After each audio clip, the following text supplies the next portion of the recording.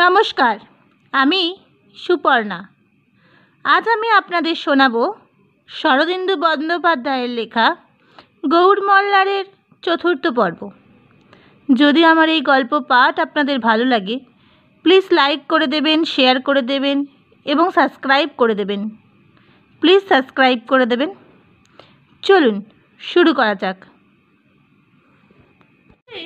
নিদ্রাভঙ্গ হইলে পত্র প্রকোষ্ঠ হইতে বাহির আসিল। দেখিল সংঘের সকলেই জাগিয়া উঠিয়া নিজ নিজ কর্মে প্রবৃত্ত হইয়াছে। মণিপদ্ম হাসির মুখে তাহার দ্বারের বাইরে দাঁড়াইয়া আছে। দুজনে সংঘের বাহিরে আসে। বজ্র বলিল, ভাই, এবার তবে যাই। যদি এ পথে ফিরি আবার দেখা হবে। মণিপদ্ম প্রশ্ন করিল, কবে ফিরবেন? বজ্র বলিল, তা জানি না। তুমি সঙ্গেই থাকবে তো? মণিপদ্ম এক মুখ হাসিয়া বলিল, হয়তো থাকবো না। আর্য শিলভদ্র আমার প্রতি প্রসন্ন হয়েছে, বলেছেন আমাকে নালন্দায় নিয়ে যাবেন। সে কবে? আর্য শিলভদ্র সমতট থেকে ফিরে এলে। বজ্র দেখিল মণিপদ্মের মুখে চোখে উচ্ছ্বরিত আনন্দ। সে জিজ্ঞাসা করিল, নালন্দায় গিয়ে কি হবে? সেখানে কি তুমি অন্য কাজ করবে? মণিপদ্ম বলিল, না, এখানে যে কাজ করছি সেখানেও তাই করব। কিন্তু সে যে নালন্দা, মহাতীর্থ। ভদন্ত শিলভদ্র ছাড়াও কত জ্ঞানী মহাপুরুষ, কত সিদ্ধ অহর্থ আছে। তাদের সেবা করে আমি ধন্য হব। মণিপদ্মের উচ্ছ্বসিত মুখের পানে চাহিয়া বজ্রের অন্তরে ক্ষণিকের জন্য টলমল করিয়া উঠিল। মণিপদ্ম যে পথে চলিয়াছে তাহা কেমন পথ? কোন আনন্দ ঘন শান্তিনিকেতনে তাহা শেষ? আর বজ্র যে পথে পা বাড়াইয়াছে তাহারই বা সমাপ্তি কোথায়? দুইজন বিপরীত পথের যাত্রী সংঘের সম্মুখে পরস্পর আলিঙ্গন করিলেন। তারপর বজ্র কর্ণসুবর্ণের পথ ধরিল। কর্ণসুবর্ণ নগর একদিকে ভাগীরথী ও অন্যদিকে ময়ূরাক্ষী ময়ূরীর সম্মিলিত ধারা দ্বারা পরিখীকৃত, তাই তাহার আকৃতি ত্রিভুজের ন্যায়। উত্তরে প্রশস্ত, দক্ষিণে ক্রমশ সংকীর্ণ হইয়া সঙ্গম স্থলে কোণের আকার ধারণ করিয়াছে। নগরের উত্তর প্রান্তে বিস্তীর্ণ প্রাকার স্থলপথে নগরকে সুরক্ষিত করিয়া রাখিয়াছে। ত্রিকোণ স্থানটি আয়তনে বড় কম নয়, তাহার মধ্যে লক্ষাধিক লোকের বাস। তাহা ছাড়া প্রাকার পরীক্ষার বাহিরেও বহু লোকের বসতি। দক্ষিণে মৌরীর পরপারে যাহারা বাস করে তাহারা অধিকাংশই নিম্ন শ্রেণীর লোক। নগরে ফল ফুল শাকপত্র যোগান দেওয়া তাহাদের জীবিকা।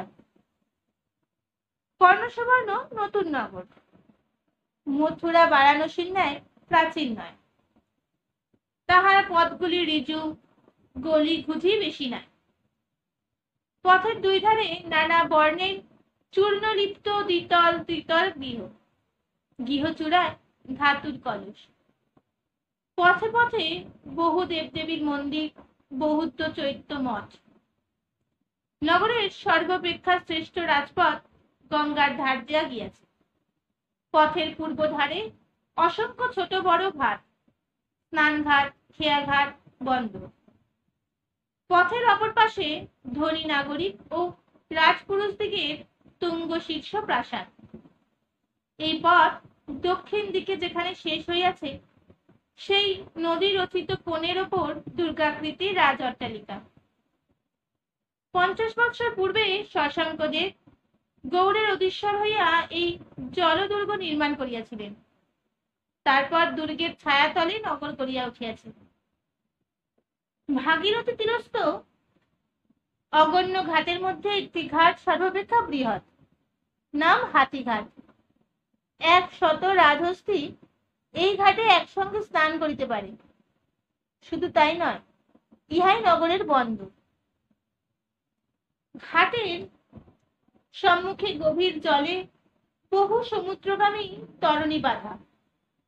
তাহাদের ঊর্ধ্বস্থিত গুণবৃক্ষ সরবনের ন্যায় জলপ্রান্ত কণ্টকিত করিয়া তুলিয়াছে। বণিক শ্রেষ্ঠীদের পণ্য ক্রয় বিক্রয়ে ইহা একটি প্রধান কেন্দ্র। আবার সাধারণ নগরবাসী ইহা হট্টও বটে। মৎস্য হইতে আরম্ভ করিয়া কদলী, কুষ্মণ্ড, আলাবু, মুড়ি, চাল ভাজা, পরপর তিলখণ্ড, ফুল, মালা, কর্পূর, চন্দন, কোন বস্তুরই এখানে অপ্রতুল নাই। অপরাহ্নে বায়ু সেবনেচ্ছুক নাগরিকেরা এখানে সমবেত হয়। তখন বহু বিস্তীর্ণ ঘাটে তিল ফেলিবার ঠাঁই থাকে না। গান, পঞ্চলিকার নাচ, অহেতুণ্ডিকের সাপ খেলানো, মায়াবীর ইন্দ্রজাল সব মিলিয়া ঘাট গমগম করিতে থাকে। বজ্র যেদিন প্রাতঃকালে কর্ণসুবর্ণে আসিয়া উপনীত হইল, সেদিন নবারুণ কিরণে নগর ঝলমল করিতেছিল। চারিদিকে নবজাগ্রত নগরের কর্মচঞ্চল্য। গোরথ, অশ্বরথ, ঢল্লারিকা সম্পানের ছোটাছুটি। দেব দেউলে কাঁসর ঘণ্টা বাজিতেছে। স্নানার্থীরা ঘাটের দিকে চলিয়াছে। পূজার্থীরা মন্দিরে যাইতেছে। করণেরা তাম্রকুণ্ডল চর্বণ করিতে করিতে অধিকরণে চলিয়াছে। পথে পদচারীদের মধ্যে পুরুষের সংখ্যাই অধিক। 2-4টি নারীও দেখা যায়। পুরুষদের মাথায় উশির স্নান, তৈলসিক্ত কেশ কাঁধ পর্যন্ত পড়িয়াছে। সেখানে বাঙালির চুলের আদর বড় বেশি ছিল। পাছে কেশ কলাপের শোভা ঢাকা পড়ে, তাই তারা মাথায় কোনো প্রকার আবরণ দিত না। কেবল যাহারা রাজপুরুষ বা সৈনিক, তাদের মাথায় পাক পড়িত। বজ্র চারিদিকে দেখিতে দেখিতে রাজপথে ঘুরিয়া বেড়াইতেছিল। তাহার মুখ শান্ত, উত্তেজনার কোনো চিহ্ন নাই। মুখ দেখিয়া অনুমান করা যায় না যে তাহার মনের মধ্যে উত্তেজনার ঝড় বহিতেছে। সে পূর্বে কখনো নগর দেখে নাই। গ্রামে থাকিতে কল্পনা করিবার চেষ্টা করিত নগর কিরূপ, কিন্তু যাহা দেখিল তাহাতে তাহার কল্পনা বামন হইয়া গেল। সে ভাবিতে লাগিল, এই কর্ণসুবর্ণ নগর, এই আমার পিতৃ মাতাম পিতামহের লীলাভূমি। জন্মান্তরের প্রীতিসূত্রের ন্যায় কর্ণসুবর্ণের নগর তাহার নাড়িতে টান দিল, দুর্নিবার বেগে আকর্ষণ করিতে লাগিল। কিন্তু সেই সঙ্গে একটি বিপরীতমুখী মনোবৃত্তি যেন নিভৃতে থাকিয়া তাহাকে সতর্ক করিয়া দিতে লাগিল। বিম্ব দেখিয়া ভুলিও না, জলবিম্বের ভিতরে কিছু নাই। বুদবুদ ফাটিলে কিছুই থাকে না। সাবধান, সতর্ক হও। লক্ষ্যহীন মোহাক্রান্ত ভাবে ঘুরিতে ঘুরিতে বজ্র একটি মিষ্টান্ন ভাণ্ডারের সম্মুখে উপস্থিত হইয়া অনুভব করিল তাহার উদর শূন্য। ভাণ্ডারের ঘরে ঘরে মিষ্টান্ন সাজানো রহিয়াছে। দধি, ঘনাবর্ত দুগ্ধ, মুয়া, খার, পিঠাপুলি। মিষ্ট গন্ধে আকৃষ্ট হইয়া বহু রক্তপিত বড়লা আসিয়া জুটিয়াছে। নগ্ন দেহে মোদক বসিয়া বৃহৎ কটাহে রসবড়া ভাজিতেছে। বজ্র ময়রার দোকানে প্রবেশ করিল। কোমর হইতে কয়েকটি কড়ি ও ক্ষুদ্র ধাতু মুদ্রা বাহির করিয়া বলিল, আমার কাছে এই আছে, এতে যা খাবার হয় আমাকে দাও। ময়না দেখিল বিপুল আকায় আগন্তুক কাঞ্চনার লোক নয়, বিদেশী। সে পুত্রকে ডাকিয়া ভিয়ানে বসাইল। নিজে উঠিয়া গিয়া চত্বরের ওপর পিঁড়ি পাতিয়া বজ্রকে বসিতে দিল। তারপর তাহার দোকানে যত প্রকার মিষ্টান্ন ছিল একে একে পরিবেশন করিতে লাগিল। সেকালে বাংলাদেশে খাদ্যদ্রব্য দুর্মূল্য ছিল না। বিশেষত সম্প্রতি বহির্বাণিজ্যের মন্দা পড়ায় দেশজাত সকল বস্তুই সুলভ হইয়াছিল। সোনা রূপারই অভাব হইয়াছিল, অন্ন বস্ত্রের অভাব কখনো হয় না। ময়রা যত দিল বজ্র তত আহার করিল। আহার করিতে করিতে সে দেখিল একটি লোক দোকানের সম্মুখে দাঁড়াইয়া তাহাকে লক্ষ্য করিতেছে। লোকটি তালপত্রের ন্যায় কৃশ, কিন্তু সাজসজ্জার পরিপট্ট অতি অদ্ভুত। পরিধানে সূক্ষ্ম মল্লের ধৌতি ও উত্তরীয়, মাথায় ফুলের মালা জড়ানো, হাতের নখ দীর্ঘ ও ত্রিকোণ করিয়া কাটা, তদুপরি আলতার প্রদীপ, অধরও অলক্ত রাগে রঞ্জিত, কানে শঙ্খের কর্ণপুর, বৃশ্চিক পুঞ্ছের ন্যায় বক্র একজোড়া গোপ, চক্ষু দুটি গোল, তাহার উপর ভ্রুযুগল আকৃষ্ট ধনুর ন্যায় বক্রকৃতি।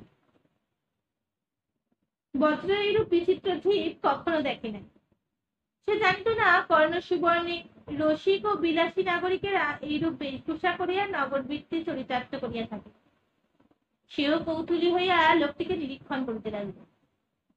কিছুক্ষণ পর্যবেক্ষণ চলিবার পর লোকটি উঠিয়া আসিয়া বজ্রের পাশে বসিল এবং আরো কিছুক্ষণ পর্যবেক্ষণ করিল। তাহার কাঁকড়া বিছার ন্যায় গোপ নাড়িতে লাগিল। তারপর সে বিস্ময় কৌতূহল করা মিহিসুরে হাসিয়া উঠিল, বলিল, তুমি তো দেখছি একটি পিণ্ডবীর হে। দোকানদার প্রায় শেষ করে এনেছে, এবার কি ময়রাকে ধরে কামড় দেবে নাকি? বজ্র উত্তর দিল না, আপন মনে আহার করিতে লাগিল। লোকটি তাহার উরু ও বাহুর পেশি টিপিয়া টিপিয়া দেখিতে দেখিতে বলিল, একেবারে সাক্ষাৎ মধ্যম পাণ্ডব, যাকে বলে নরপুণ্ড। তুমি তো কাঞ্চনার লোক নয় বাপু, নাম কি, নিবাস কোথায়? বজ্র এবার উত্তর দিল না। লোকটি তখন তাহার পঞ্জরে অঙ্গুলির একটি খোঁচা দিয়া বলিল, আরে কথা পাও না যে, তুমি বাঙাল নাকি হে? বলি, কোন সুন্দরী বৃক্ষ থেকে নেমে এলে? ভাগীরথীর পূর্ব পারে বাঙ্গাল দেশ তখনকার ভাষায় বিকৃত হইয়া গৌরী ও নগরবাসীদের মধ্যে ব্যঙ্গ করিয়া চলিত। বজ্র দেখিল লোকটি বাড়াবাড়ি আরম্ভ করিয়াছে, তাহাকে আর প্রশ্রয় দেওয়া উচিত হইবে না। সে ডান হাতে আহার করিতে করিতে বাঁ হাত দিয়া লোকটির মণিবন্ধ চাপিয়া ধরিল। পাটকাঠির মতো হাতের হাড় বজ্রের মুঠির মধ্যে মটমট করে উঠিল। লোকটি মিহি গলায় চিৎকার করিয়া উঠিল, আরে আরে করো কি? ও ছাড়ো ছাড়ো, হাত ভেঙে গেল, কাব্য লিখবো কি করে? বজ্র হাত ছাড়িল না, মুঠি একটু শিথিল করিল মাত্র। নির্লিপ্ত স্বরে জিজ্ঞাসা করিল, নাম কি? লোকটি দ্রুত কণ্ঠে বলিল, নাম? আমার নাম বিম্বাধর, কবি বিম্বাধর। এবার ছেড়ে দাও বাবা, বাড়ি যাই। ভদ্র প্রশ্ন করিল, কবি বিম্বাধর কাকে বলে? বিম্বাধর বলিল, কবি বিম্বাধর বুঝলে না? তুমি দেখছি একেবারেই না না, তুমি ভারী সজ্জন। তা আমার নাম বিম্বাধর কি না? তার উপরে আমি কবি, কাব্য লিখি, তাই লোকে আমাকে কবি বিম্বাধর বলে, বুঝলে? বজ্রের আহার সমাধা হইয়াছে। সে ঘটির জল গলায় ঢালিয়া জলপান করিল। বলিল, বুঝলাম না, কাব্য কি? বিম্বাধর হাঁ করিয়া চাহিয়া রহিল। তাহার ধনুষাকৃতি ভ্রুযুগল আরো গোল হইয়া গেল। শেষে সে বলিল, কাব্য কাকে বলে জানো না? মেঘদূত পড়নি? নৈষদ? বলো কি হে, তুমি যে অবাক করলে। কাব্য কাব্য, রসের কথা, শ্লোক, কশ্চিৎ কান্তা শৃঙ্গার রস। কিন্তু কাব্য কি তাহা আজ অজ্ঞ ব্যক্তিকে বোঝানো সকলের কর্ম নয়। বিম্বাধর কবি হওয়ায় তাহা বুঝাইতে পারিল না। বজ্রেরও বুঝিবার তুর্নিবার আগ্রহ ছিল না। সে বিম্বাধরের হাত ধরিয়া দোকানের বাহিরে আসিয়া দাঁড়াইল। একটু হাসিয়া বলিল, তোমার সঙ্গে দেখা হয়ে ভালোই হল। আমি নতুন লোক, তুমি আমাকে কাঞ্চনা দেখিয়ে শুনিয়ে দিতে পারো। বিম্বাধর বড় ফাঁকড়ে পড়িল। সে স্বভাবত লঘু প্রকৃতির ও রঙ্গপ্রিয়। বজ্রকে মোদকালয়ে তাহার করিতে দেখিয়া সে ভাবিয়াছিল ভোজনপটু গ্রামীণটাকে লইয়া দুদণ্ড রগর করিয়া চলিয়া যাইবে। কিন্তু রগর করিতে গিয়া অবস্থা দাঁড়াইয়াছে বিপরীত। গ্রামীণটাই তাহাকে বাঁদর নাচ নাচাইতেছে। তাহার বজ্র মুষ্টি ছাড়াইয়া যে পলায়ন করিবে সে উপায় নাই। যেমন দৈত্যের মতো চেহারা, জোরও তেমনি। বিম্বাধর মনে মনে পলায়নের ফন্দি খুঁজিতেছে, এমন সময় রাস্তার দক্ষিণ দিক হইতে বাঁশি বাজিয়া উঠিল। বজ্র সেই দিকে দৃষ্টি ফিরিয়া দেখিল। একটি চতুর দোলা আসিতেছে। চারিজন অসুরাকৃতি বাহক দোলা স্কন্ধে বহন করিয়া আনিতেছে। দোলার সম্মুখে পশ্চাতে কয়েকজন বংশী বাদক মিঠা সুরে বাঁশি বাজাইতে বাজাইতে চলিয়াছে। একটি দাসী সোনার থালায় পুষ্প অর্ঘ লইয়া দোলার পাশে পাশে যাইতেছে। চতুর্দোলা কাছে আসিতে লাগিল। চতুর্দোলার আসনে দুকুল বস্ত্রের বেষ্টনীর মধ্যে যিনি বসিয়া আছেন তাকে স্পষ্ট দেখা যায় না, তবু অনেকখানি অনুমান করা যায়। মনে হয় যেন শীত প্রভাতের হিমাচ্ছন্ন সরোবরের মাঝখানে স্বর্ণকমল ফুটিয়া আছে। যে দাসীটি পাশে পাশে চলিয়াছে সে মাঝে মাঝে মুখ তুলিয়া অন্তরালবর্তিনীর সহিত হাসিয়া কথা কইতেছে। দাসীটি লোল যৌবনা, দেহের বর্ণ অতসী পুষ্পের ন্যায়, কিন্তু সে রূপসী। তাহার নাম কুহু। কুহু শুধু রূপসী নয়, চটুলা ছলনাময়ী, রতি রসে চটুরা। কিন্তু কুহুর কথা পরে হইবে। চতুর্দলা বজ্রের সম্মুখ দিয়া যাইবার সময় সহসা তাহার আবরণ উন্মোচন হইল। যিনি এতক্ষণ আচ্ছাপ তিরস্কিরীর অন্তরালে রহস্যময়া হইয়াছিলেন, বজ্র তাহাকে মুখোমুখি দেখিতে পাইল। অতুগ্র আলোকে মানুষের যেমন চোখ ঝলসিয়া যায়, বজ্রেরও তেমনই চক্ষু ধাঁধিয়া গেল। দোলার পর্দা দুই হাতে সরাইয়া রমণী তাহার দিকে চাহিয়া আছে। ওষ্ঠাধর ঈষৎ উন্মুক্ত, চক্ষু দ্বারকা নিশ্চল, স্তনপট্ট অল্প স্ফলিত, দেহভঙ্গিতে মদলসার সহিত প্রগল্ভতা মিশিয়াছে। রমণী নবযুবতী নয়, প্রগাঢ় যৌবনা, তন্নি নয়, পরিপূর্ণাঙ্গী। গায়ের রং দুধে আলতা, আলতার ভাব কিছু বেশি। চক্ষু দুটি হরিণায়ত, কিন্তু দৃষ্টিতে তীব্রতা মাখানো।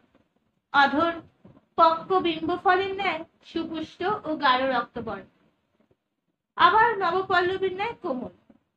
সব মিলিয়া মুখখানি অপূর্ব সুন্দর, কিন্তু সৌন্দর্য ছাড়াও মুখের এমন কিছু আছে যাহা পুরুষের স্নায়ু স্তরিতে আগুন ভরিয়া দেয়, বুকে উন্মাদনা সৃষ্টি করে। নারী নয়, ললদ শিখা লাসনার বন্যী।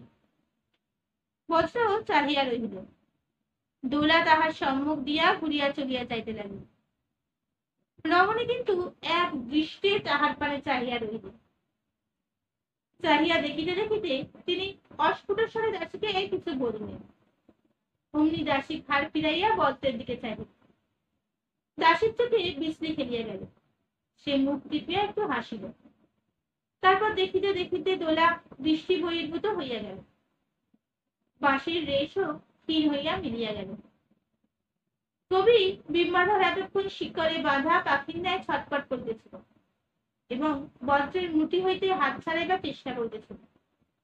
এখন বজ্র তাহার দিকে ফিরিতেই সে বলিয়া উঠিল, দেখলে তো, কান শোনায় আর কিছু দেখবার নেই। এবার হাতটি ছেড়ে দাও, বাড়ি গিয়ে শ্লোক লিখ, মাথায় পদ্য এসেছে। বজ্র জিজ্ঞাসা করিল, দোলায় যিনি গেলেন উনি কে? বিম্বাধর বললেন, হায় হতভাগ্য, তাও জানো না? রানী, রানী, গৌড়ের রাজবংশী দেবী শিখরিণী। রানী? হ্যাঁ, রানীর মতো রূপ বটে। সঙ্গে সঙ্গে বজ্রের মনে পড়িল তার মায়ের মুখ। না, এ রানী বয়সের তরুণী বটে, কিন্তু তাহার মায়ের মতো সুন্দর না। রঙ্গনার আধংসী, আর শিখরিণী চক্রবাক, উভয়ের তুলনা হয় না। উপরন্তু রানীর হাবভাব যে নির্লজ্জতার সূচক, কিন্তু কিছুই বলা যায় না। রানীদের পক্ষে এইরূপ হাবভাবই হয়তো স্বাভাবিক। বজ্র অনভিজ্ঞ গ্রামবাসী, নগরের রীতিনীতি আচার আচরণ কি করে বুঝিবে? বজ্রের চিন্তায় বাধা দিয়া বিম্বাধর বলিল, ভ্রাত্য চাতক, তুমি যে একেবারে হতভম্ব হয়ে গেলে, তা আমার হাতটি মোচড় করে হতভম্ব হইলেই পারো। হাতে যে ঝিনঝিন ধরে গেল। বজ্র জিজ্ঞাসা করিল, রানী কোথায় গেলেন? বিম্বাধর বলিল, মন্দিরে পুজো দিতে গেলেন। ওই যে চতুষ্পথের ওপারে প্রকাণ্ড মন্দির, কামেশ্বর শিবের মন্দির। রানী ওখানে প্রায়ই পুজো দিতে যান। তা তুমিও যাও না? দেব মন্দিরে যেতে কারণ মানা নেই। যাও যাও, লজ্জাটাও হবে, কলা বেচাও হবে। বিম্বাধরের বক্তব্যটি না বুঝিয়া বজ্র বলিল, না, আমার অন্য কাজ আছে। বিম্বাধর আনন্দিত হইয়া বলিল, বেশ বেশ, তাহলে আর দেরি করে কাজ নেই, বিলম্বে কার্যহানি।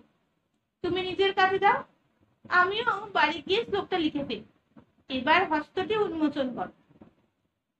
বজ্র বলিল, উন্মোচন করতে পারি, কিন্তু তোমাকে একটি কাজ করতে হবে। আমি এখানে কিছু চিনি না, আমাকে একটি স্বর্ণকারের দোকান দেখিয়ে দিতে হবে। বিম্বাধর অমনি উৎকর্ণ হইল। ক্ষিপ্র দৃষ্টিতে একবার বজ্রের আপাত মস্তক দেখিয়া লইয়া বলিল, স্বর্ণকারের দোকান? সোনাদানা কিনবে নাকি? বজ্র মৃদু হাসিয়া বলিল, কিনবো না, দেখিয়ে দিতে পারবে? বিম্বাধর বজ্রের বাহুতে টাকা বাঁধা লক্ষ্য করিয়াছিল। সহজ সাহেব বলিল, পারবো না। সোনা বিক্রি করবে বুঝি? এতক্ষণ বলনি কেন? এসো এসো, এই যে কাজেই শেখরার বাড়ি। বজ্র বিম্বাধরের হাত ছাড়িয়া দিল। বিম্বাধরের পলায়ন স্পৃহা আর ছিল না। যেখানে সোনা রূপার গন্ধ আছে, সেখান হইতে কবি বিম্বাধরকে মারিয়া তাড়ানো যায় না। এতক্ষণে সেই বজ্রকে কপদর্পহীন গ্রামীণ মনে করিয়াছিল বলিয়াই পলায়নের চেষ্টা করিতেছিল। এখন চোখের মতো তার গায়ে ঢুকিয়া গেল। সকল বৃহৎ তরগোষ্ঠীতে জলৌকা জাতির এক শ্রেণীর লোক থাকে, যাহারা কোনো কর্ম করে না, নিঃসারে পরের রক্ত শোষণ করিয়া উদরপূর্তি করে।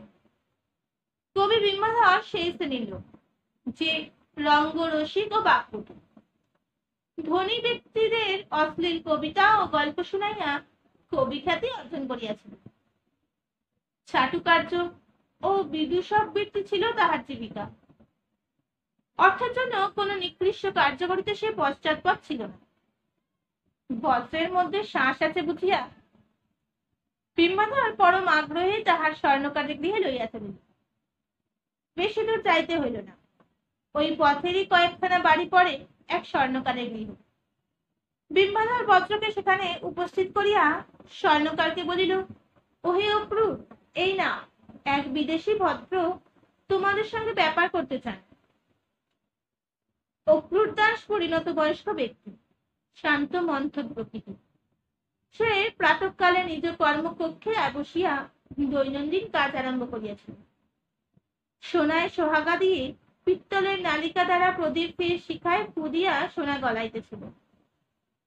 বজ্র বিম্বাধরকে সে সমাদর করিয়া বসাইল। বজ্র প্রগণ্ড হইতে প্রথমে শিলভদ্রের বস্ত্র মোচন করিল, তারপর অঙ্গদ খুলিয়া অক্রুদাসকে দিল। বলিল, এই অঙ্গদ থেকে এক মাসা কেটে নিয়ে তার দাম দাও। অক্রুর অঙ্গদ লইয়া গভীর অভিনিবেশ সহকারে দেখিতে লাগল। পাথরের মতো ভারী সুন্দর গঠন দেখিয়া বিম্বাধরের জিহ্বা লালায়িত হইয়াছিল। সে সংহত স্বরে বলিল, সোনা নাকি? অক্রুদাস অঙ্গদ হইতে চক্ষু তুলিয়া বজ্রের পানে চাহিল। বলিল, হ্যাঁ সোনা। এ অঙ্গদ আপনি কোথায় পেলেন? অক্রুরের প্রশ্নের মধ্যে বিপজ্জনক কণ্টক আছে অনুভব করিয়া বজ্র তাচ্ছিল্য ভরে বলিল, উত্তরাধিকারী সূত্রে পেয়েছি। তুমি সোনা কিনতে রাজি থাকো তো বল, নচেত অন্যত্র চেষ্টা করি। অক্রু বলিল, রাজি আছি। আপনি যদি গোটা অঙ্গদটা বিক্রি করেন, আমি কিনতে রাজি আছি। বজ্র বলিল, না, কেবল এক মাসা সোনা বিক্রি করব। অক্রু বলিল, ভালো, এমন সুন্দর অঙ্গদ কাটতে কিন্তু মায়া হচ্ছে। 30 বছর আগে কাঞ্চনাতে এক কারুকর ছিলেন, তার হাতের কাজ আমি চিনি। এই অঙ্গদ তার রচনা। তিনি ছিলেন শশাঙ্ক দেবের রাজ কারুকর। বজ্র ক্ষণেক নীরব থাকিয়া বলিল, তা হবে। আমার পিতা যুদ্ধক্ষেত্রে এই অঙ্গদ লাভ করিয়াছিলেন। গোটা অঙ্গদ আপনি বিক্রি করবেন না? না। অক্রূর তখন অতি সাবধানে এক মাসা সোনা কাটিয়া লইল। অঙ্গদের শিল্প শোভা ক্ষুণ্ণ হইল না। তারপর হিসাব করিয়া সোনার মূল্য কয়েকটি রৌপ্য মুদ্রা, কিছু দ্রম্ভ ও কর্পদর্প বজ্রকে দিল। মূল্য পাইয়া বজ্র গাত্রোত্থান করিলে অক্রূর সবিনয়ে বলিল, আবার যদি সোনা বিক্রি করেন, আমার কাছে আসবেন, আমি উচিত মূল্য দেব। আর যদি গোটা অঙ্গদ বিক্রি করেন, আমি বেশি মূল্য দেব। ভালো, বলিয়া বজ্র বাহির হইল। বিম্বাধর তাহার সঙ্গে চলিল। দুইজনে রাজপথে নামিয়া একদিকে চলিল। বজ্র বিম্বাধরের দিকে সহসা কটাক্ষপাত করিয়া বলিল, কই, তুমি কবিতা লিখতে যাবে না? বিম্বাধর বলিল, কবিতা? হ্যাঁ হ্যাঁ, লিখতে হবে বটে, তা তুমি এখন কোন দিকে যাবে? বজ্র বলিল, এবার একটা বাসস্থান খুঁজে নিতে হবে। কাঞ্চনায় 2-4 দিন থাকবো স্থির করেছি, কোথায় বাসস্থান পাওয়া যায় বলতে পারো? বিম্বাধর বজ্রের বাহুর সহিত বাহু শৃঙ্খলিত করিয়া বলিল, বন্ধু, যার গাছে করি আছে তার আবার বাসস্থানের চিন্তা? চলো, তোমাকে ভালো বাসস্থানে নিয়ে যাও, পান ভোজন সব পাবে। ভালো কথা, তোমার নাম তো বললে না? একটু চিন্তা করিয়া বজ্র বলিল, আমার নাম মধুমথন। বিম্বাধর বলিল, বন্ধু মধুমথন, তোমার দেশ কোথায়? বজ্র বলিল, উত্তরে, মৌরী নদীর তীরে।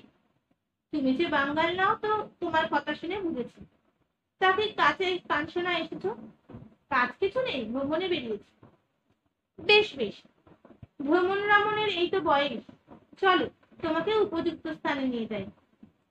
উৎফুল্ল বিম্বাধর বজ্রকে লইয়া উত্তর দিকে চলিল। এই সময় আবার বংশীরাব শোনা গেল। রানী শিখরিণী পূজা দিয়া ফিরিতেছেন। আন্দোলিকায় পাশে দাসী কুহু রিক্ত হস্তে যাইতেছে। বজ্রের কাছাকাছি আসিয়া আবার দোলার দুপুর আচ্ছাদন উঠিয়া গেল। রানী শিখরিণী তপ্রতীব্র চক্ষু দুটি যুগ্মতীরের ন্যায় বজ্রকে বিদ্ধ করিল। বজ্র কিন্তু এবার চক্ষু তুলিয়াই দৃষ্টি ফিরাইয়া লইল, আর ওদিকে তাকাইল না। দোলার দক্ষিণে রাজপুরীর দিকে চলিয়া গেল। বজ্র ও বিম্বাধর বিপরীত মুখে চলিল। তারা জানিতে পারিল না, দোলা কিছু দূর যাইবার পর রানী শিখরিণী কুহুকে চোখের ইশারা করিল। কুহু অমনি দোলার সঙ্গ ত্যাগ করিয়া বজ্রের পিছু লইল। চাপা রঙের উত্তরীয়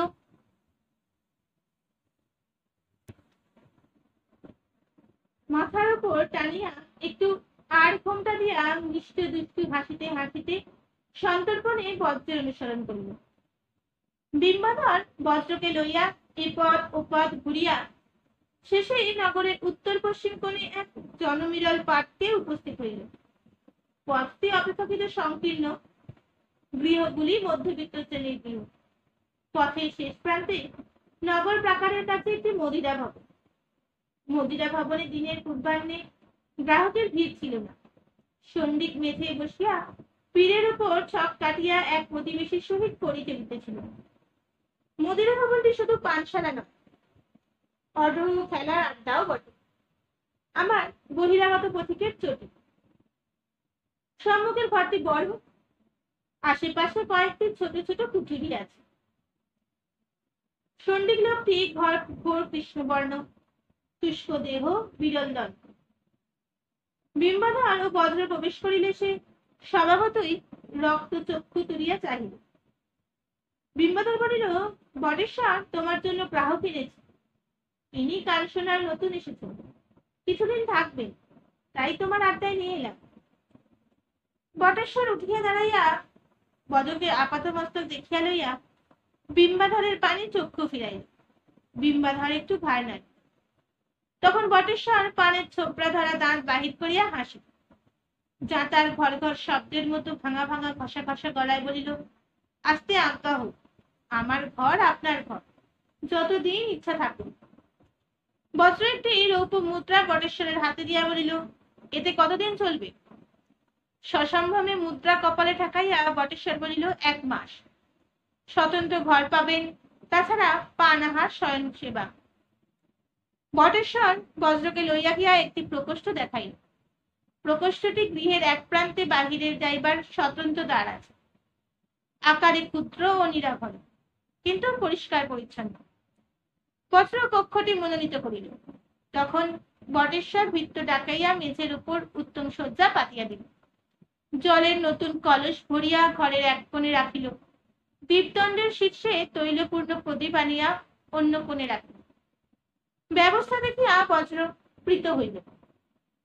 বিম্বাধর বলিল, ভাই মধুমথন, চিন্তা করো না, তুমি সুখে থাকবে। বটেশ্বর পাকা সহিয়ার। ওর বাপের নাম ঘটেশ্বর, ঠাকুরদার নাম ষণ্ডেশ্বর। ওরা 3 পুরুষের আড্ডাধারী। তোমার কোনো অযত্ন হবে না, যখন যা চাইবে হাতের কাছে পাবে। এমনকি বলিয়া অর্থপূর্ণভাবে চোখ টিপিল। বিম্বাধরের সরস ইঙ্গিত বজ্র বোধহয় বুঝিল না। সে বলিল, ভালো। বিম্বাধর বলিল, এখন তবে চললাম, কিন্তু আবার আসবো। তুমি নতুন মানুষ, নগরের সঙ্গে পরিচয় ঘটাতে হবে তো। বিম্বাধর যে আবার আসিবে তাহা এত সহৃদয়তায় নিঃস্বার্থ নয়, তাহা বজ্র বুঝিয়াছিল। সে একটু হাসিল। তারপর বিম্বাধর গমনোদ্যত হইলে সে বলিল, একটা কথা। কানসোনার দক্ষিণ গঙ্গা তীরে এক ব্রাহ্মণ থাকে, নাম কোদণ্ড মিশ্র। তাকে চেনেন কি? বিম্বাধর বলিলেন, বামুন, চালকলা, তার সঙ্গে তোমার কি প্রয়োজন? বজ্র বলিল, প্রয়োজন নেই, পুরনো পরিচয় আছে। বিম্বাধর মাথা নাড়িল। কোদণ্ড মিশ্র? কই না, কখনো নাম শুনিনি। বটেশ্বর, তুমি চেনো? বটেশ্বর বলিল, না, ব্রাহ্মণ মহাশয়েরা আমার আড্ডায় পায়ের ধুলো দেন না, চিনব কি করে? অতঃপর বিম্বাধর আবার আসিবার আশ্বাস দিয়া বিদায় লইল। মদিরা ভবনের বাহিরে একটি গাছের আড়ালে কুকু দাঁড়াইয়া অপেক্ষা করিতেছিল। সে দেখিল বিম্বাধর চলিয়া গেল, কিন্তু বজ্র বাহির হইল না। কুহু আর কিছুক্ষণ অপেক্ষা করিল, কিন্তু বজ্র আসিল না। তখন সে নিশ্চিত হইয়া ফিরিল। বজ্র কোথায় থাকে এইটুকুই আপাতত তার জানার প্রয়োজন ছিল। বজ্রের নাগরিক জীবনযাত্রা আরম্ভ হইল। কর্মহীন অলস দিনগুলি একে একে কাটিতে লাগল। মদিরা ভবনের পিছনে অনতি দূরে ময়ূরাক্ষী ও ময়ূরীর মিলিত স্রোত বহিয়া গিয়াছে। নদীর ধারে ধারে প্রশস্ত বাঁধ, 2-4টি ঘাটও আছে, কিন্তু ঘাটের কোনো শোভা নাই। গঙ্গার ঘাট ছাড়িয়া স্বল্পতয়া নদীতে বড় কেহ স্নান করিতে আসে না। বজ্র মাঝে মাঝে নির্জন বাঁধে গিয়া বসিত। মৌরীর খাত আঁকিয়া বাঁকিয়া দূরে মিলাইয়া গিয়াছে, সেই দিকে চাহিয়া থাকিত। সে বেতসগ্রাম ত্যাগ করিয়াছে, কিন্তু মৌরী নদী তাহাকে ত্যাগ করে নাই। বাঁধের উপর দিয়া সে নগর সীমা পার হইয়া ময়ূরাক্ষী ও মৌরীর সঙ্গম স্থলে যাইত। মৌরীর উপল বিকীর্ণ তীরে হাঁটু গাড়িয়া অঞ্জলি ভরিয়া জলপান করিত। মৌরীর জলের চিরপরিচিত স্বাদ মুখে বড় মিষ্টি লাগিত। গ্রামের জন্য হঠাৎ প্রাণ কাঁদিয়া উঠিত, কিন্তু তবু সে কর্ণসুবর্ণের মায়া কাটাইয়া বেতসগ্রামে ফিরিয়া যাইতে পারিত না। প্রত্যহ তাহার মনে হইত, কেন এই নির্বান্ধব পুরীতে পড়িয়া আছি? পিতার সংবাদ পাইয়াছি, তিনি জীবিত নাই, তবে এখানে থাকিয়া লাভ কি? ফিরিয়া যাই, যেখানে মা আছে, গুঞ্জা আছে, সেই স্নেহের নীড়ে ফিরিয়া যাই। কিন্তু তবু সে যাইতে পারিত না। কর্ণসুবর্ণ নগর অদৃশ্য মায়াজাল বিস্তার করিয়া তাকে ধরিয়া রাখিত। কবি বিম্বাধর প্রথমে ঘন ঘন আসিত। বজ্রকে লইয়া সে রাজপুরী দেখাইল, নাটকের অভিনয় দেখাইল, বিদগ্ধ স্ত্রীর নৃত্যগীত শুনাইল। নানাভাবে তাহার আমোদ প্রমোদে আসক্ত করিবার চেষ্টা করিল, কিন্তু ক্রমে সে বিরক্ত হইয়া উঠিল। বজ্রের ললিত বনিতার প্রতি লোভ নাই, মদ্যপানে আসক্তি নাই, দ্রুত ক্রিয়ায় অনুরাগ নাই। এইরূপ অরসিক অসামাজিক মানুষের জীবনে কদিন ঘুরিয়া বেড়ানো যায়? বিম্বাধর আশা দ্বারা কমাইয়া দিল, কিন্তু একেবারে বন্ধ করিতে পারিল না। বজ্রের বাহুতে পাথরের মতো ভারী অঙ্গত্বের কথা সে ভুলিতে পারে নাই। বটেশ্বরের মদিরা ভবনে বজ্রের অসন বসনের কোনো অসুবিধা ছিল না। অপরাহ্নে মদিরা ভবনে যখন জনসমাগম হইত, মদ্যপায়ীরা সুরাভণ্ড সহ বর্জিত পর্বত ও ইল্লিশ মৎস্য লইয়া উঠিত, দুধ বেসনের হল্ল করিয়া পরিচারিত ও বিতণ্ড করিত, তখন বজ্র নিজ প্রকোষ্ঠের দ্বারে শিকল তুলিয়া দিয়া বাহির হইয়া পড়িত। কখনো পথান্তরে ঘুরিয়া বেড়াইত, কদাচ প্রাকারে উঠিয়া ইতস্তত বিচরণ করিত। প্রাকারে রক্ষী নাই, সংস্কারের অভাবে স্থানে স্থানে জীর্ণ হইয়া পড়িয়াছে। কেহ কিছু দেখে না। নগরের শত্রু কর্তৃক আক্রান্ত হইলে নগর রক্ষার কথা কেউ চিন্তা করে না, সর্বত্র অবহেলার চিহ্ন। বজ্র 2-1 বার রাজপুরীর দিকেও গিয়াছিল। প্রাকার বেষ্টিত বিশাল পুরী, তরুণ ধারে 2-4 জন প্রহরী আছে বটে, কিন্তু তাহারা নিজেদের মধ্যে রহস্য লাভ করিতেছে। যে সকল নরনারী তরুণ পথে যাতায়াত করিতেছে তাহাদের সহিত রঙ্গ পরিহাস করিতেছে। বজ্র পথে দাঁড়াইয়া ভীমকান্ত দুর্গ প্রাসাদ নিরীক্ষণ করিত আর ভাবিত, এই গড় আমার পিতামহ গড়াইয়াছিলেন, আমার পিতা এই গড় রক্ষা করিতে প্রাণ দিয়াছিলেন। নিঃশ্বাস ফিরিয়া সে ফিরিয়া আসিত। অধিকাংশ দিন বজ্র হাতিঘাটে গিয়া বসিত। সায়ংকালে হাতিঘাট বিচিত্র জনসমাবেশে মুখর ও বর্ণাঢ্য হইয়া উঠিত। পুরুষ, নারী, বালক, বৃদ্ধ কেউ স্নান করিতে আসিয়াছে, কেউ বায়ু সেবন জন্য। কদাচিৎ রাজার হাতেই স্নানের জন্য ঘাটে আনিত হইত। হাতিরা গভীর জলে জলক্রিয়া করিত, সুরে জল ভরিয়া পরস্পরের গায়ে জল ছিটাইত। নানা লোকের নানা কথা বজ্রের কানে আসিত। বেশিরভাগ জল্পনা ব্যবসা বাণিজ্য লইয়া। গৌড়ের সামুদ্রিক বাণিজ্য রসাতলে যাইতেছে, কেউ আর পণ্য লইয়া সমুদ্রে যাইতে সাহস করে না। রাজা ও রানী সম্বন্ধে কেউ কেউ শ্লেষপূর্ণ বক্রোক্তি করিত। বজ্র এইসব কথা শুনিত এবং দেশের অবস্থা সম্বন্ধে একটা ধারণা করিবার চেষ্টা করিত। ঘাটে বাঁধা সমুদ্র তীরগুলি বজ্র লক্ষ্য করিত। দিনের পর দিন বিপুলাকার বহিত্রগুলি ঘাটে পড়িয়া আছে, মাঝি মল্লা নাই, গুণ বৃক্ষে পাল নাই। উত্তর হইতেই 2-4টি বাণিজ্য পথ আসে বটে, কিন্তু তাহারা আবার উত্তরে ফিরিয়া যায়, সমুদ্রের দিকে যায় না। এভাবে ঘাটে বসিয়া বজ্রের সন্ধ্যা কাটিয়া যায়।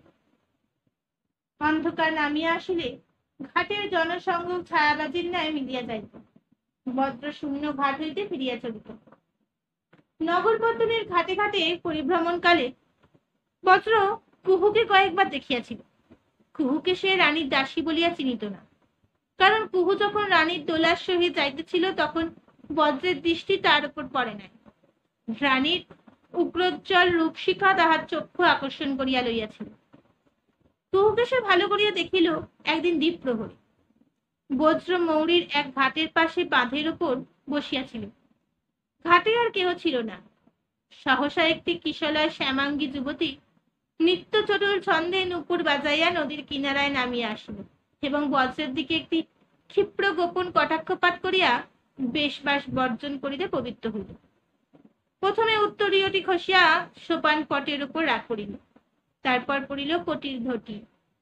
তারপর যুবতীর যখন কাঞ্চুলির গ্রন্থি খুলিতে উদ্যত হইল তখন বজ্র উঠিয়া রণে ভঙ্গ দিল।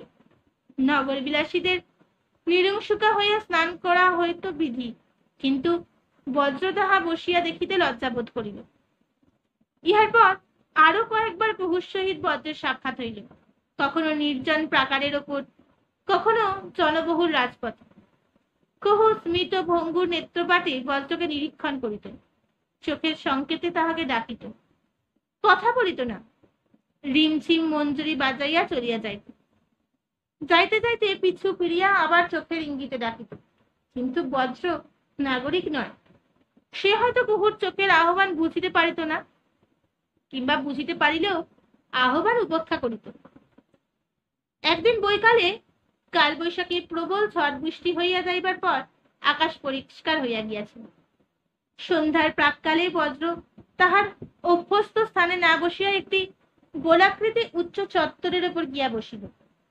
সমুদ্রগামী বহিত্রকুলি যেখানে ভিড় করিয়া গুণবৃক্ষের অরণ্য রচনা করিয়াছে, সেইখানে কিছু বিশৃঙ্খলা দেখা যায়। ঝড়ের দাপটে 2-4টি তরণীর আর কাঠ ভাঙিয়া গিয়াছে, রজ্জু ছিঁড়িয়া জট পাকাইয়া গিয়াছে। একটি তরণী কাঠ হইয়া পড়িয়া অন্য তরণীর গুণবৃক্ষের সহিত আপন গুণবৃক্ষ আকৃষ্ট করিয়া বিপজ্জনক সংস্থার সৃষ্টি করিয়াছে। এতদিন নৌকাগুলিতে নাবিক বা দিশারুর কাহাকেও দেখা যাইত না। আজ দেখা গেল কয়েকটি নৌকা পট্টপত্তনের ওপর নাবিকেরা কাজ করিতেছে, সম্ভবত শোধন সংস্কারের চেষ্টা করিতেছে। বজ্র আগ্রহের সহিত দেখিতে লাগিল। বজ্র যে চত্বরে উপবিষ্ট ছিল, সেই চত্বরে আর একজন লোক বসিয়া ব্যাকুল চক্ষে নৌকাগুলির পানে চাহিয়া আছে। বজ্র তাহা লক্ষ্য করে নাই। লোকটির বয়স অনুমান 40 বছর। দেহ এককালে স্থূল ছিল, এখন শীর্ণ ও লোমচর্ম হইয়া গিয়াছে। মুখে আভিজাত্যের চিহ্ন বর্তমান, কিন্তু বেশভূষার পারিপাট্য নাই। স্কন্ধের উত্তরীয়টি মলিন, দেখিলে মনে হয় সম্ভ্রান্ত ব্যক্তি, কিন্তু সম্প্রতি দুর্দশায় পড়িয়াছে। লোকটি সহসা হায় হায় করিয়া উঠিল। বজ্র চমকাইয়া তাহার দিকে ফিরিতেই লোকটি যেন চেতনা ফিরিয়া পাইল এবং অত্যন্ত লজ্জিত কণ্ঠে বলিল, ক্ষমা করুন, আমি আত্মসংবরণ করিতে পারিনি। বজ্র জিজ্ঞাসা করিল, কি হয়েছে? লোকটি কাতর স্বরে বলিল, এবছর আমার পবিত্র সমুদ্রে যেতে পারবে না, বর্ষা এসে পড়ল, আর কবে যাবে? বজ্র বুঝিল এই ব্যক্তি কোন সমুদ্রগামী তরণীর স্বামী। সে তাহার কাছে আসিয়া বসিল। বলিল, আপনার নৌকা সমুদ্রে যেতে পারবে না কেন? লোকটি বোধহয় নিজের দুঃখের কথা কাউকে বলিবার সুযোগ পায় না। সে অতিশয় আপ্যায়িত হইয়া বলিল, আপনি দেখছি মরমী সৎপুরুষ। কাঞ্চনায় কি নতুন এসেছেন? হ্যাঁ। আপনি বুঝি নৌবণিক? হ্যাঁ। আমার নাম বরুণ দত্ত, কিন্তু কাঞ্চনার লোক আমাকে চারু দত্ত বলে ডাকে। বলিয়া বরুণ দত্ত করুণ হাসিল। বজ্র নাটকীয় শ্লেষ বুঝিল না, বলিল, আপনার ডিঙা আছে? বরুণ দত্ত অঙ্গুলি নির্দেশ করিয়া বলিল, ওই যে ঘাটের বাঁয়ে দুইটি হংসমুখী ডিঙা, ওই দুটি আমার ডিঙা। বজ্র আবার প্রশ্ন করিল, কিন্তু ওদের সমুদ্র যেতে বাধা কি? তখন বরুণ দত্ত তাহার দুঃখের কাহিনী বজ্রকে শুনাইল। বরুণ দত্ত পুরুষক্রমে সমুদ্রগামী ব্যবসায়ী। পূর্বকালে তাহাদের অনেকগুলি বহিত্র ছিল। গৌড়বঙ্গের পণ্য লইয়া বহু দূর পর্যন্ত যাত্রা করিত। দক্ষিণে সিংহল অতিক্রম করিয়া ভরুকচ্ছ যাইত, কখনো পারসিকদের দেশে যাইত, পূর্ব দিকে মলয় জবদ্বীপ সবর্ণভূমিতে যাইত। শতাব্দীর পর শতাব্দী এইভাবে চলিয়াছে। গৌড়বঙ্গ পুণ্ড্র মগধের পণ্য সম্ভার দেশ দেশান্তরে সঞ্চারিত হইয়া স্বর্ণ রৌপ্যের আকারে প্রবর্তিত হয়ে পড়িয়াছে। প্রায় 20 বছর পূর্বে হঠাৎ এক নিদারুণ বাধা উপস্থিত হইল। সমুদ্রে হিমশিখা দেখা দিল। এতকাল সমুদ্রে জলদস্যুর উৎপাত ছিল না। সকল দেশের বাণিজ্য তরী স্বচ্ছন্দে সাগর বক্ষে বিচরণ করিত। এখন বনায়ু দেশের দস্যুরা সমুদ্র পথে বিপদ সংকুল করিয়া তুলিল। নিরীহ নিরস্ত্র পণ্যবাহী জাহাজ লুট করিয়া ডুবাইয়া ছারখার করিয়া দিতে লাগিল। তাহাদের দৌড়াতে গৌড়বঙ্গের সাগর সম্ভবা লক্ষ্মী আবার সাগরে ডুবিয়া বসিলেন। গত 20 বছরে গৌড়ের নৌ বাণিজ্য ক্রমে সংকুচিত হইয়া দক্ষিণে সিংহল ও পূর্বে সুবর্ণভূমি পর্যন্ত দাঁড়াইয়াছিল, কিন্তু তাহাও বুঝি আর থাকে না। আরব জলদস্যুদের দুর্নিবার অভিযান বঙ্গোপসাগরের জল তোলপাড় করিয়া তুলিয়াছে। বরুণ দত্তের 17 ডিঙা ছিল, এখন মাত্র 2টি অবশিষ্ট আছে, বাকিগুলি ভরাডুবি হইয়াছে। নাবিকেরা সমুদ্রে যাইতে চায় না। নৃশংস জলদস্যুর হাতে প্রাণ দিবার জন্য কে সমুদ্রে যাইবে? বণিকেরা বেতন দিয়া সৈন্য সংগ্রহ করিতে চায়, কিন্তু বাঙালি সৈন্য সমুদ্র যুদ্ধ করিতে অভ্যস্ত নয়। বেতনের লোভেও তারা নৌযুদ্ধে যাইতে অসমর্থ। রাজশক্তি নিঃশেষ্ট উদাসীন, রাজা থাকিয়াও নাই। বাংলার বন্দরে বন্দরে বাঙালির নৌবাহিনী পঙ্কবদ্ধ হস্তিযুথের ন্যায় নিশ্চল। নদীর মোহনা পার হইয়া সাগরের নীল জলে ভাসিবার সাহস কাহারও নাই। বরুণ দত্ত গত 2 বৎসর তাহার তরণী দুইটিকে সমুদ্রে পাঠাইতে পারে নাই। এবার কয়েকজন বণিক মিলিয়া কিছু নাবিক ও সৈন্য সংগ্রহ করিয়াছিল। স্থির করিয়াছিল তাহাদের তরণীগুলিকে রণসাজে সজ্জিত করিয়া একসঙ্গে সমুদ্রে পাঠাইবে। তাহাদের জলদস্যুর হাত হইতে নিস্তার পাইবার সম্ভাবনা আছে। বরুণ দত্ত অতি কষ্টে কয়েকটি যোদ্ধা সংগ্রহ করিয়াছিল, কিন্তু কালবৈশাখীর ঝড়ে তাহার তরণী দুটি আহত হইয়াছে। শোধন সংস্কার করিতে সময় লাগিবে। এদিকে বর্ষা আসন্ন, অন্য তরণীগুলি অপেক্ষা করিতে পারিবে না।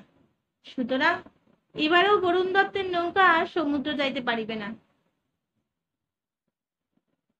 বরুণ দত্ত যখন তাহার কাহিনী শেষ করিল, তখন সন্ধ্যা উত্তীর্ণ হইয়া আকাশের তারা ফুটিয়াছে। গভীর নিঃশ্বাস ফেলিয়া বরুণ দত্ত বলিল, আমার মন্দ দশা যাচ্ছে, ধন সম্পত্তি প্রায় সবই গিয়াছে, শেষ পর্যন্ত বোধহয় কিছুই থাকবে না। বরুণ দত্ত নিজের সম্বন্ধে যাহা বলিল তাহা সে সমগ্র দেশের পক্ষে সত্য তাহা সে জানিত না। বজ্র জিজ্ঞাসা করিল, অন্য নৌকাগুলি কবে যাত্রা করবে? বরুণ দত্ত বলিল, পরশু সকালে। মঙ্গলে উষা বুধে পা, সেদিন ত্রয়োদশী তিথিও আছে।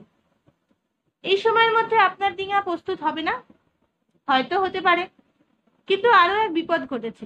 যেসব যোদ্ধা নৌকায় যেতে সম্মত হয়েছিল তারা এখন পশ্চাৎপদ হয়ে আছে। তারা বলছে ভাঙা নৌকা, বর্ষাকাল এসে পড়েছে, এখন আর তারা যাবে না।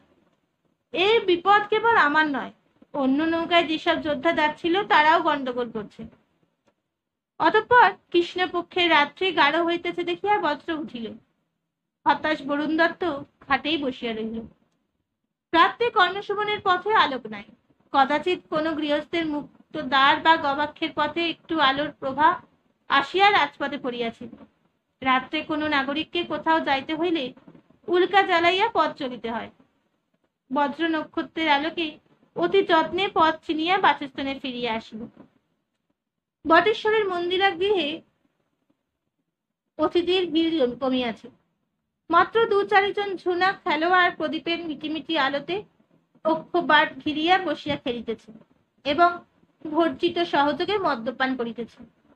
আলো বেশি নয়, ঘরের কোণে কোণে ছায়া জমিয়াছে, কিন্তু সেই জন্য কাহারও অসুবিধা নাই। এইরূপ আলোতেই তাহারা অভ্যস্ত।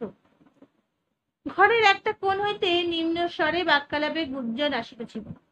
বজ্র ঘরে প্রবেশ করিতেই তাহা বন্ধ হইল। বজ্র নিজ প্রকোষ্ঠের দিকে যাইতে চাইতে একবার সেই দিকে দৃষ্টি নিক্ষেপ করিল। দেখিল কোণে ছায়ান্ধকারে 3 জন লোক বসিয়া আছে, যেন ঘনিষ্ঠ ভাবে বসিয়া কোনো গুপ্ত কথা আলোচনা করিতেছে।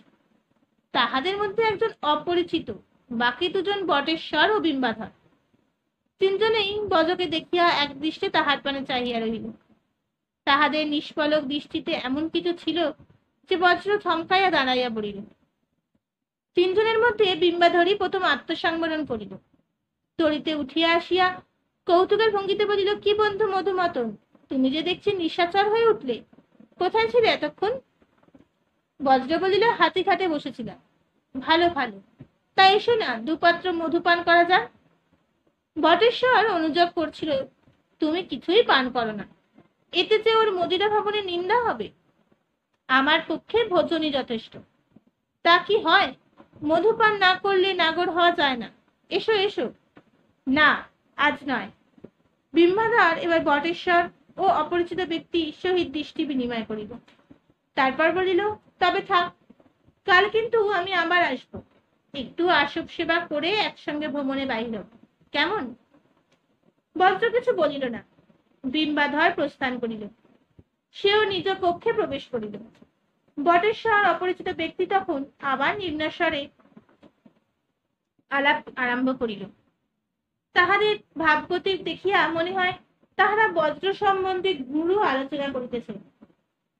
2 দণ্ডের মধ্যে বজ্র আহারাদি সম্পন্ন করিয়া শয়ন করিল।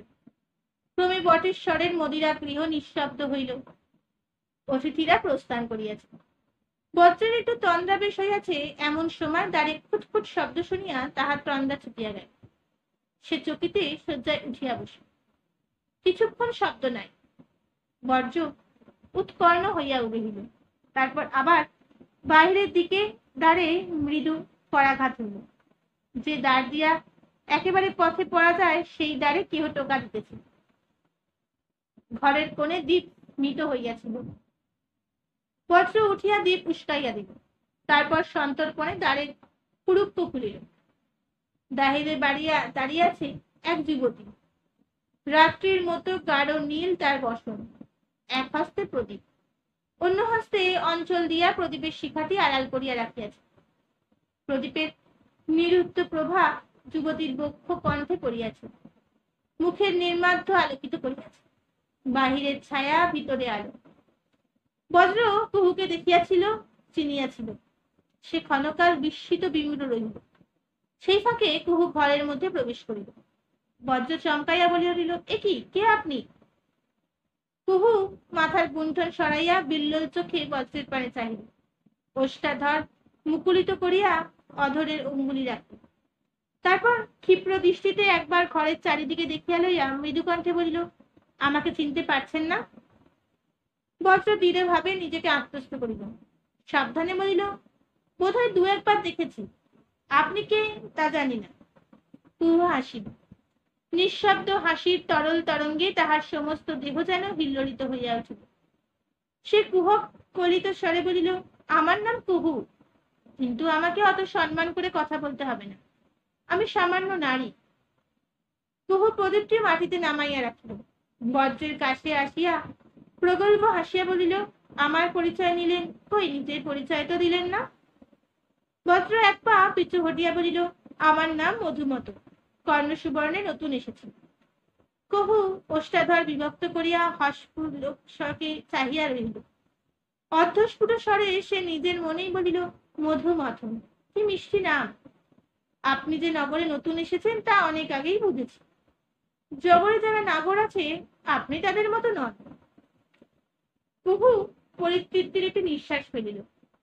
এদিক ওদিক চাহিয়া ঘরের কোণে জলের কুম্ভ দেখিয়া সেই দিকে গেল। ঘটিতে জল ঢালিয়া জল পান করিল। তারপর বজ্রের শয্যার এক পাশে গিয়া বসিল। কোনো সংকোচ নাই, এ যেন তাহার নিজেরই ঘর।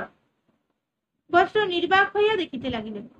গভীর রাত্রে নিভৃত শয়নকক্ষে এই প্রগল্ভা অভিসারিকার আকস্মিক অভিযান, এইরূপ সংস্থা তাহার কল্পনাতীত।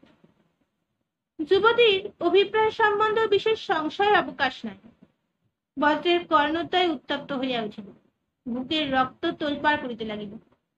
সে বলিয়া উঠিল, আমার কাছে কি চাও? তাহার কণ্ঠস্বর রুদ্ধ, ঘরের মধ্যে উচ্চ শুনাইল। কুহু অমনি ঠোঁটের ওপর অঙ্গুলি রাখিয়া তাহাকে সতর্ক করিয়া দিল। চাপা গলায় বলিল, ছি, অত জোরে গলায় কি রহস্য লাভ করতে আছে? এখনই কে শুনতে পাবে? আসুক, কাছে এসে বসুন, বলিয়া নিজের পাশে শয্যা নির্দেশন করিল। বজ্র একটু ইতস্তত করিয়া শয্যার অন্য প্রান্তে গিয়া বসিল। কুহু তাহা দেখিয়া মিষ্টি দুষ্টু হাসিল। বজ্রের দিকে ছড়িয়া আসিয়া ঈষৎ গাঢ়স্বরে বলিল, আমি কি চাই তা কি এখনো বুঝতে পারেননি? বজ্র কিছুক্ষণ বুকে ঘাড় গুজিয়া রহিল। তারপর রুদ্ধ কণ্ঠে বলিল, নগরে নাগরের অভাব নেই। কুহু বজ্রের আরো কাছে সরিয়া আসিল। চক্ষু দিয়া তাহার সর্বাঙ্গ লেহন করিয়া বলিল, নগরে কুকুরেরও অভাব নেই, কিন্তু বনের বাঘ কটা আছে। আপনি আমার মধু নাগর, আমার লজ্জা নেই। আপনি আমার প্রতি সদয় হন। বজ্র পূর্ববৎ বুকে ঘাড় গুজিয়া বলিল, না। কুহুর মুখ একটু মলিন হইল। সে ক্ষণকাল পরে জিজ্ঞাসা করিল, আমাকে কি আপনার ভালো লাগে না? বজ্র চকিতে এবার চক্ষু তুলিয়া আবার চক্ষু নামাই, কথা কইল না। কুহুর মুখে তখন আবার হাসি ফুটিল।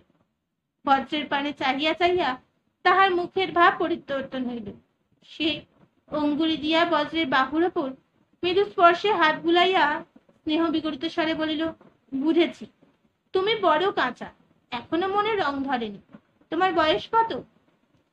বজ্রের মনের মধ্যে যে বিদ্যুৎ খেলিয়া গেল, সে উৎফুল্ল মুখ তুলিল।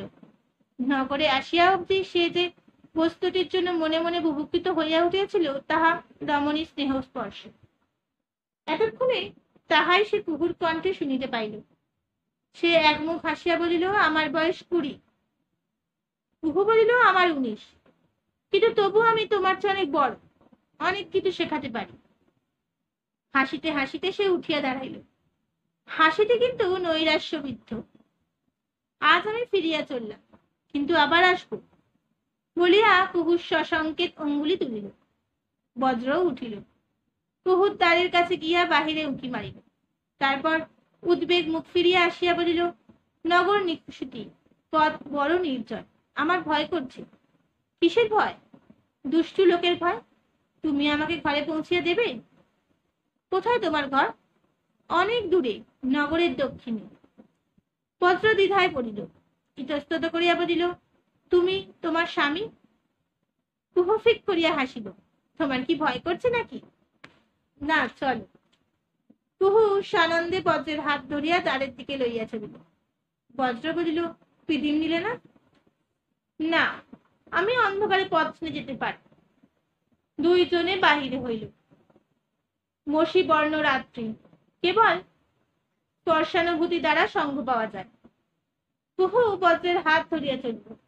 ক্রমে তাহার বাহু বজ্রের সহিত জড়াইয়া গেল। বজ্র আপত্তি করিল না। পথ চলিতে চলিতে দু চারটি কথা হইল। বজ্র জিজ্ঞাসা করিল, তুমি রাত্রে পথে পথে ঘুরে বেড়াও, তোমার স্বামী কিছু বলে না? কুহু বলিল, আমার স্বামী নেই। অনেকক্ষণ কথা হইল না। পথ দীর্ঘ, উপরন্তু কুহু যেন ইচ্ছা করিয়াই মন্থর পথে হাঁটিতেছ। একসময় কুহু সাহসা প্রশ্ন করিল, তোমার ঘরে কে আছে? মা আছে। আর? বজ্র উত্তর দিল না। কিছুক্ষণ অপেক্ষা করিয়া কুহু মৃদু কণ্ঠে হাসিল, বলিল, থাক, ওসব জেনে আমার লাভ কি? অবশেষে তাহারা নগরের দক্ষিণ প্রান্তে পৌঁছিল। রাজপ্রাসাদের সম্মুখে গিয়া যে পথ গিয়াছে সেই পথে আসিয়া কুহু প্রাসাদের প্রাকারের পাশ দিয়া চলিতে লাগিল।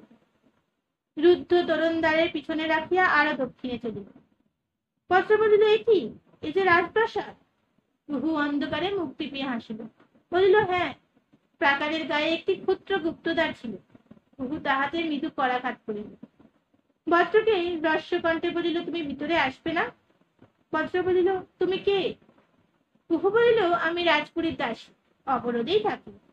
আমার আলাদা ঘর আছে, একবার আসবে আমার ঘরে? বজ্র শক্ত হইয়া বলিল, না। ইতিমধ্যে গুপ্তদ্বার খুলিয়াছিল। কুহু বজ্রের হাত ছাড়িয়া তাহার কণ্ঠ জড়াইয়া লইল।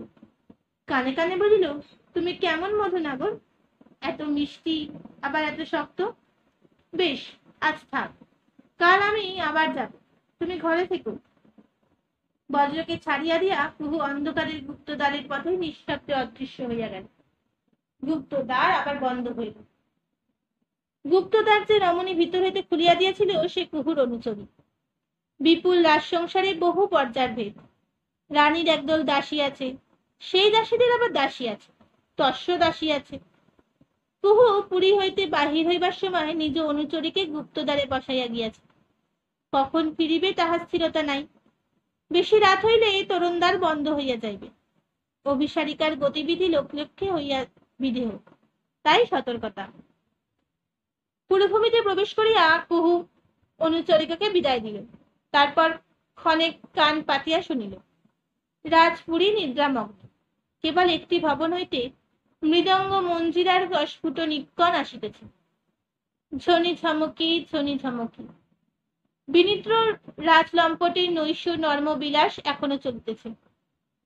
অন্তঃপুরে প্রবেশ করিয়া কুহু দ্রুত পদে চলিল। বিশাল অন্তঃপুর কক্ষের পর কক্ষ, অলিন্দের পর অলিন্দ। কোথাও বা পুরীর এক অংশ হইতে অন্য অংশে যাইবার গোপন সুড়ঙ্গ। নিস্তব্ধ পুরীর অন্ধকার, কদাচিৎ একটি দুটি দ্বীপ জ্বলিতেছে। এই গোলক ধাঁধায় দিবাকালেও দিগ্ভ্রম হইবার সম্ভাবনা।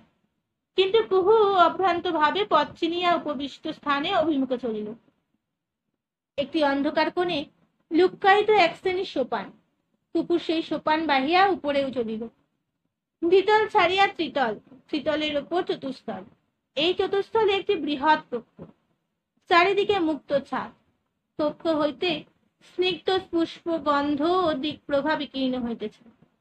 মনে হয় সমস্ত পুরীর মধ্যে এই কক্ষটি জাগিয়াছে। কুহু দ্বারের নিকট হইতে সন্তর্পণে উঁকি মারিল, তারপর ভিতরে প্রবেশ করিল। রানী শিখরিণী পালঙ্কে জাগিয়া শুইয়াছিল।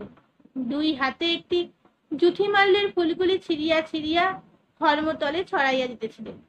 নিদাক নিশীতে তাহার দেহে বস্তাদি অধিক নাই।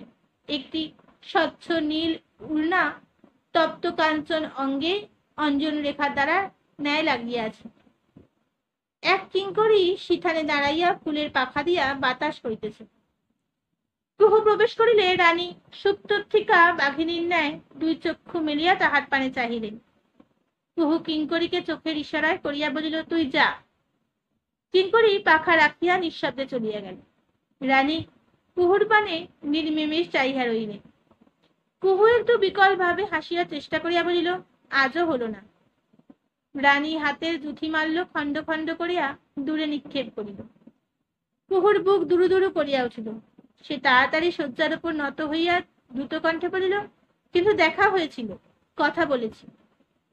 রানী শয্যার উপর এক হাতে ভর দিয়া উঠিয়া বসিলেন। বলিলেন, কি কথা বলেছিস? কুহু বলিল, ঠাড়ে ঠাড়ে যতদূর বলা যায় তা বলেছি, কিন্তু তিনি নতুন নাগরে এসেছেন, রাজপুরীতে প্রবেশ করতে রাজি নয়। তীক্ষ্ণ শিখর দর্শন দিয়া রানী অধর দংশন করিলেন।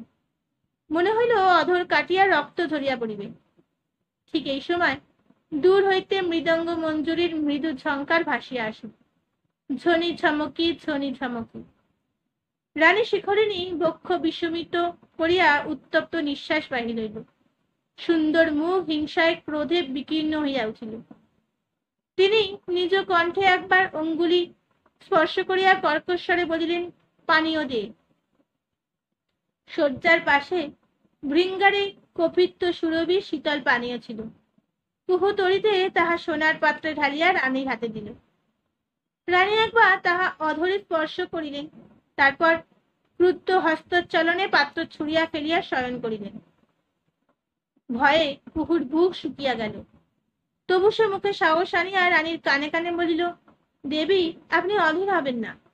ফুলে মধু আসতে সময় লাগে, আমি কাল আবার যাব। উপাধানে মুখ গজিয়া রানী বলিলেন, তুই দূর হয়ে যা। কুহু বলিল, আমি যাচ্ছি, আপনি ঘুমান, আমি শয্যা কিঙ্করীকে ডেকে দিয়ে যাচ্ছি। কুহু প্রস্তনোদ্যত হইলে রানী চকিতে শয্যা হইতে মাথা তুলিল। তাহার দৃষ্টির সন্দেহে প্রখর। কুহু দ্বারের কাছে পৌঁছিলে তিনি ডাকিলেন, কুহু, শুনে যা। কুহু ফিরিয়া শয্যার পাশে আসিল। রানী মর্মভেদী চক্ষে তাহাকে নিরীক্ষণ করিয়া শেষে বলিলেন, তুই আজ আমার ঘরে শো। রানীর মনের ভাব কুহু বুঝিল। সে মুখে হাসি আনিয়া বলিল, এ ঘরে শোবো আমার ভাগ্যি। শয্যা কিঙ্করীকে ডেকে দি, সে বাতাস করুক। শয্যা কিঙ্করী আসিয়া রানীকে বিজন করিতে লাগিল। কুহু পঙ্খের কারুকার্য খচিত মেঝে শয়ন করিল। রানী থাকিয়া থাকিয়া সশব্দ উষ্ণ নিঃশ্বাস ফেলিতে লাগিলেন। কুহু তাহা শুনিতে শুনিতে মনে মনে রানীকে জমালয়ে পাঠাইতে পাঠাইতে ঘুমিয়া পড়িল। রাজার প্রমোদ ভবনে তখনও মৃদঙ্গ মঞ্জিরা বাজিতেছে, ছনি ঝমকি ছনি ঝমকি। এইখানে রাজ অবরোধের সংজ্ঞা সংক্ষেপে প্রকাশ করা প্রয়োজন। সক্রিয় রাজশক্তি যখন স্বধর্ম বিসর্জন দিয়া আত্মপরায়ণতায় সংকীর্ণ গণ্ডিতে আবদ্ধ হইয়া পড়ে, তখন বদ্ধ জলাশয়ের মতো তাহাতে বিষাক্ত কীটাণু জন্মগ্রহণ করিয়া সমস্ত পরিমণ্ডল দূষিত করিয়া তোলে। গৌড়ের রাজ পরিবারেই তাহা হইয়াছিল। ভাস্কর বর্মা তেজস্বী পুরুষ ছিলেন। নিজ বীর্য বলে সমস্ত দেশ করায়ত্ত করিয়াছিলেন। কিন্তু ভাস্কর বর্মার দেহান্তরের পর তৎপুত্র অগ্নিবর্মা যখন রাজা হলেন, তখন তিনি পিতার পদাঙ্ক অনুসরণ করিলেন না, সম্পূর্ণ ভিন্ন পথ ধরিলেন। যৌবনের অদম্য ভোগ স্পৃহা স্রোতে রাজধর্ম, বিবেক বুদ্ধি, হিতবুদ্ধি সব ভাসিয়া গেল। নবীন রাজার পৌরুষ জ্যেষ্ঠ মণ্ডলীর মধ্যে সীমাবদ্ধ হইল। লজ্জিতা রাজলক্ষ্মীকে বিদায় দিয়া তিনি অনঙ্গ পূজার মত্ত হইলেন। অন্তঃপুর ভোগ মন্দিরে পরিণত হইল। রানী শিখরিণীকে বিবাহ করিবার পর কিছু কাল অগ্নিবর্মা রানীর রূপ যৌবনের সম্মোহনে আকৃষ্ট হইয়া রহিলেন। কিন্তু ক্রমে নতুনত্বের মোহ অপগত হইলে রাজার মধুরুদ্ধ চিত্ত উদ্যান সঞ্চারী চঞ্চরিকার ন্যায় অন্য পুষ্পে ধাবিত হইল। শিখরিণী অন্তঃপুরে পড়িয়া রইলেন। রাজা অন্তঃপুরের মধু নিঃশেষ করিয়া প্রমোদ ভবনে গিয়া নতুন সভানন্দিনীদের লইয়া কেলিকুঞ্জ রচনা করিলেন। রানী শিখরিণী অভিমানিনী রাজকন্যা, তিনি এই অবহেলা সহ্য করিবেন কেন?